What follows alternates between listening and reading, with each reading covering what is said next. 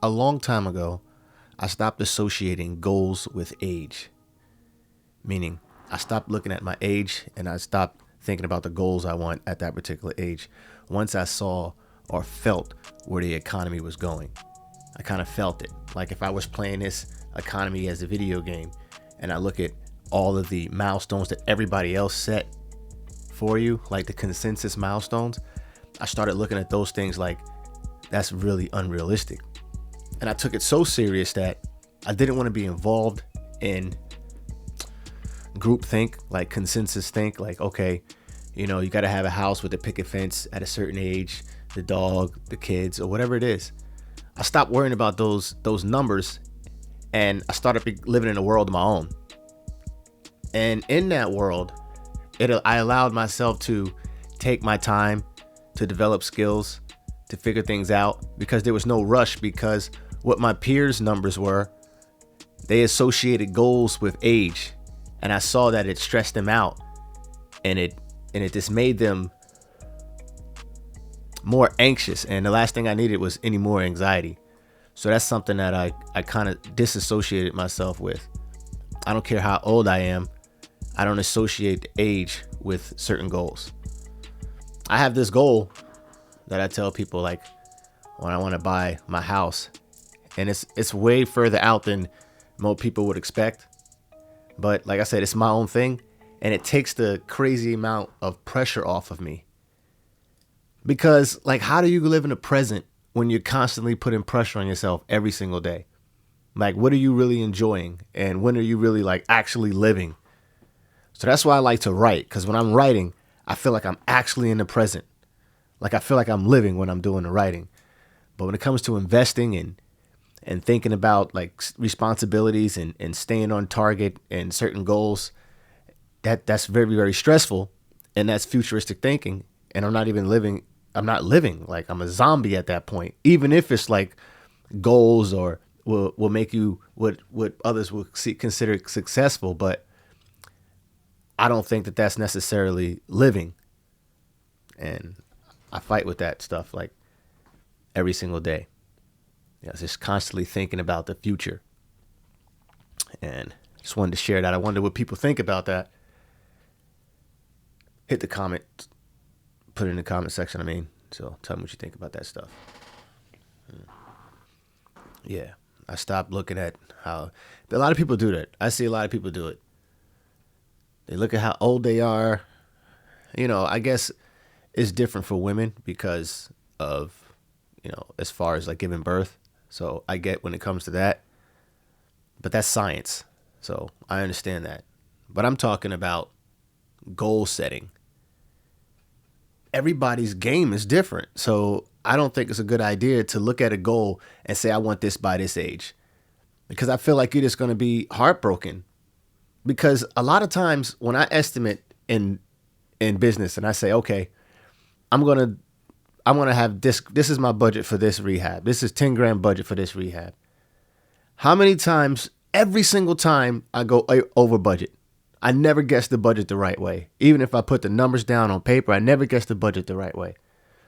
So how, and this is what causes anxiety, I think, and mental health issues with people. How are you going to give yourself an age and say, I want this by this age? There's so many different variables that could happen. I don't think that we calculate those correctly. And if we do, that means that you're really, really good because, like I said, I do this all the time. I put budgets together and I go over the budget all the time. It baffles me. I look at myself like, damn, you can't be that stupid to keep going over the budget. But it happens. So you have to account for that. So once I put that together years ago, I said to myself, you know what? I don't really care how old I am when I do or reach certain things. That doesn't matter to me. I don't even want to share that with people because I don't put that pressure on myself. I see the pressure that others put on themselves with that, and I stay out of it because that's not the way I play the game. That's not the way I play the game. That will leave me perpetually anxious, which I already am, because like I said, I'm focused and I'm trying to live in the present. That's why I want to write more. I want to be actively doing something so I can be living inside the present. Because all of the future and the goal setting, all of the entrepreneur stuff that like a lot of us are looking to achieve and reach, that's all futuristic thinking. But are we enjoying ourselves in the present? And based on the mental health numbers, I guess the answer would be no for lots of people. I think that's fair to say. You got to have the stomach for this, man. I tell you, you got to have the stomach for this. The uncertainty, living with the uncertainty is, it's like I told my boy, it's like going down a roller coaster, but the roller coaster is a little different. It's like you're afraid of death because somebody like me, I don't get on roller coasters. So to go down a roller coaster, that gut wrenching feeling, to me, it feels like, okay, I'm about to die. So I don't have fun with that. But being an entrepreneur and being on your own, it's like more like a financial death you're constantly thinking about, like being in a financial trap. So it's a different feeling, but that's the feeling. And it's like, that's why I say you have to have the stomach for it, because that's what it feels like day in and day out. Depending on where your business is and like whether you're recuperating or trying to rehabilitate your business like I am. So it's a lot tougher.